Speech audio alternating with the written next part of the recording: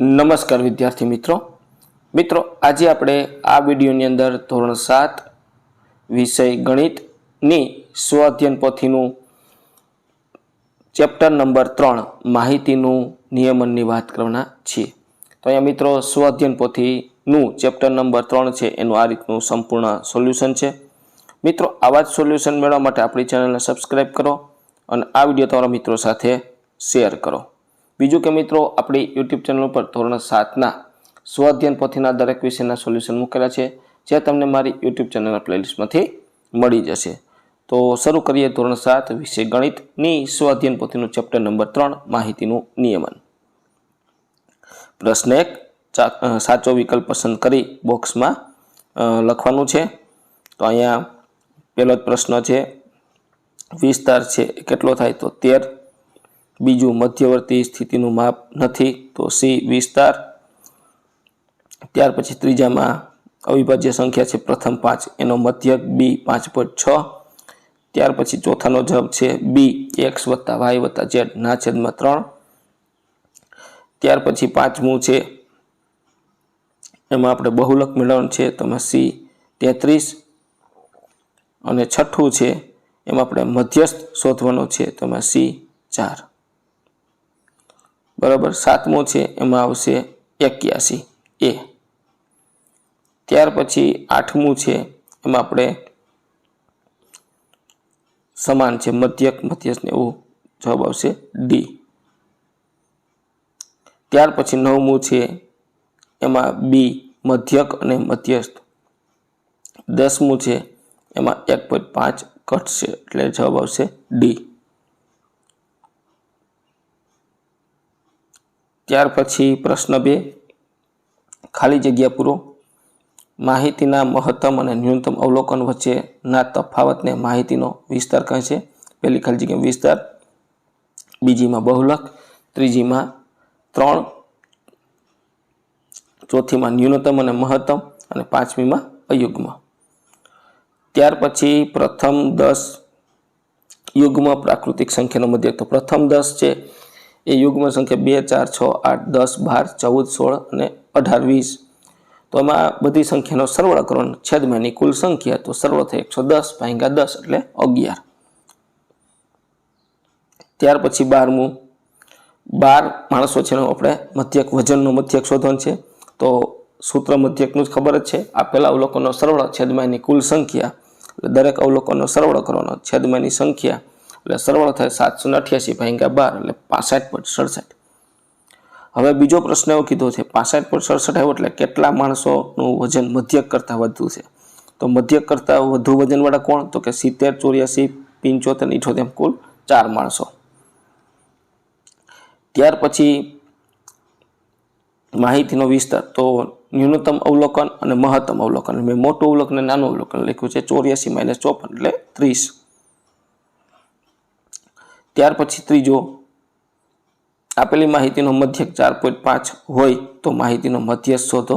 તો મધ્યક છે આપણે આ રીતનો મેળવશું, અવલોકનનો સરવાળો છેદમાંની સંખ્યા, એટલે અવલોકનનો સરવાળો થાય 42 + x છેદમાં 10 બરાબર 4.5, એટલે 4.5 નો 10 સાથે ગુણાકાર 45 બરાબર 42 + x, 42 આ બાજુ એટલે 45 - 42 એટલે x બરાબર 3। હવે અહીંયા ચડતા ક્રમમાં ગોઠવીએ તો આ રીતના અવલોકન થશે, એમાં પાંચમું અને છઠ્ઠું અવલોકન આવશે, એનો સરવાળો કરો એટલે 9 ભાગ્યા 2 એટલે 4.2 મળશે, તમને 4.5 મળશે। ત્યાર પછી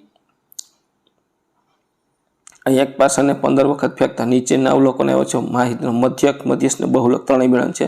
તો આપણે અવલોકનનો સરવાળો, ટોટલ અવલોકન છે 15, તો અવલોકનનો સરવાળો લખ્યો ભાગ્યાની સંખ્યા, તો અહીંયા અવલોકનનો સરવાળો થાય છે 47 વત્તા 47 ભાગ્યા 15 એટલે 3.3।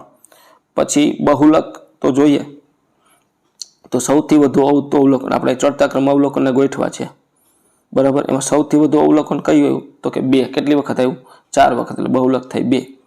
હવે મધ્યસ્થ મેળવવો હોય તો અહીંયા આપણે 15 અવલોકન છે એટલે એકી સંખ્યા, એટલે n ના છેદમાં 1, n + 1 ના છેદમાં 2 મૂળ અવલોકન, 15 + 1 મૂળ અવલોકન એટલે 16 ભાગ્યા 2 એટલે 8મું અવલોકન 3 થશે। ત્યાર પછી પાંચમું, આપેલી માહિતીનું અવલોકન કરી નીચેના પ્રશ્નના જવાબ લખો। એમાં આપેલી માહિતીના અવલોકનમાંથી કયું અવલોકન માહિતીમાં એક વખત ઉમેરવાથી માહિતીનું બહુલક બદલાતું નથી? 16 અથવા 8 અથવા 17 એ અવલોકન ઉમેરો તો બહુલક બદલાય નહીં. ત્યાર પછી જો માહિતીનો બહુલક 15 કરવો હોય તો કયું અવલોકન ઓછામાં ઓછા? 15 છે, અહીંયા 2 વખત છે, તો આપણે 2 વખત ઉમેરીએ એટલે 4 વખત થઈ જાય એટલે બહુલક 15 મળે. ત્યાર પછી મિત્રો સ્તંભ આલેખ જોવાનો છે. અહીંયા સ્તંભ આલેખમાં આ રીતનું આપ્યું છે આપણને. અહીંયા ભાતનું ઉત્પાદન આપ્યું છે ટનમાં, વર્ષ આપ્યું છે, તો એના પરથી આપણે પ્રશ્નના જવાબ લખીએ. આપેલ સ્તંભ આલેખ કઈ માહિતી દર્શાવે? તો વર્ષ 2005 થી 2009 દરમિયાન થયેલ ચોખાનું ઉત્પાદન. કયા વર્ષમાં ઉત્પાદન સૌથી ઓછું છે? વર્ષ 2006માં. કયા વર્ષ પછી ચોખાનું ઉત્પાદન વધુ થયેલ છે? વર્ષ 2007માં. આપેલા 5 વર્ષ દરમિયાન ચોખાના ઉત્પાદનની સરાસરી, તો આ રીતની સરાસરી 270 × 5 એટલે 54 મિલિયન ટન. ત્યાર પછી વર્ષ 2006 અને 2008માં થયેલા ચોખાના ઉત્પાદન વચ્ચેનો તફાવત, તો 10 મિલિયન ટન. ત્યાર પછી પ્રશ્નનો જવાબ લખવાના છે. વિદ્યાર્થીની સંખ્યા અહીંયા જે વ્હાઇટ કલરનું છે ધોરણ 7 છે અને બ્લેક કલરનું છે ધોરણ 8 છે. તો તમે અહીં જોયું આ લેખ સંપૂર્ણ દેખાય છે. Hockey, football, cricket, tennis, badminton. પછી વિદ્યાર્થીની સંખ્યા આલેખ ઉપર આપણે પ્રશ્નનો જવાબ લખશું. આ રીતની તમને સંખ્યા દેખાય છે. હવે જોઈએ પ્રશ્નના જવાબ. ધોરણ 8ના વિદ્યાર્થી કઈ રમત સૌથી વધારે ગમે? તો ક્રિકેટ. આલેખ ઉપરથી તમે જોઈ શકો છો. ધોરણ 7ના કુલ કેટલા વિદ્યાર્થી હોકી અને ટેનિસમાં રસ ધરાવે છે? તો હોકીમાં 7 વિદ્યાર્થી અને ટેનિસમાં 11 વિદ્યાર્થી, કુલ 18 વિદ્યાર્થી રસ ધરાવે છે. ધોરણ 7માં કુલ કેટલા વિદ્યાર્થી છે? તો 7 + 16 + 18 + 11 + 14 એટલે 66. કઈ રમતમાં ધોરણ 7ના વિદ્યાર્થીની સંખ્યા ધોરણ 8ના વિદ્યાર્થી સંખ્યા કરતાં ઓછી છે? તો ક્રિકેટ. કેટલીક રમતમાં ધોરણ 8ના વિદ્યાર્થીની સંખ્યા ધોરણ 7ના વિદ્યાર્થી કરતાં ઓછી હોય? તો 4 રમતમાં ઓછી, જેવી કે હોકી, ફૂટબોલ, ટેનિસ અને બેડમિન્ટન.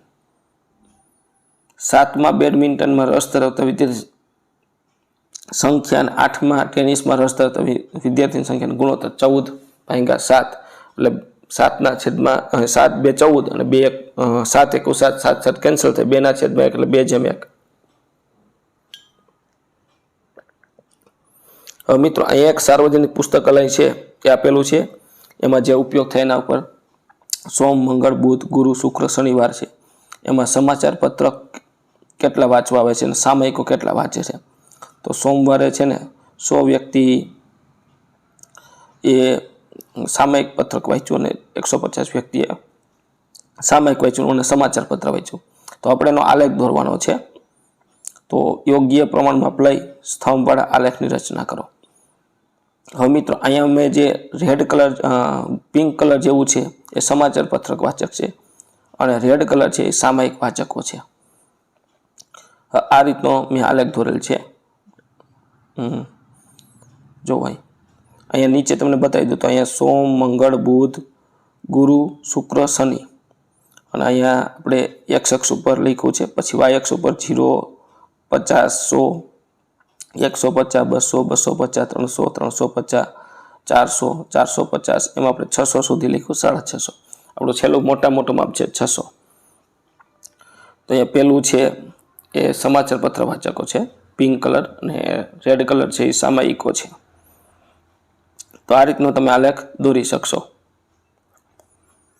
ત્યાર પછી નીચે આપણને પ્રશ્ન પૂછ્યા છે. બીજું બી, કયા દિવસે પુસ્તકાલયમાં વાચકોની સંખ્યા સૌથી વધુ છે? ગુરુવારે પુસ્તકાલયમાં વાચકોની સંખ્યા વધુ પડતી હતી. સી, સામયિક વાચકોની સંખ્યાના મધ્ય.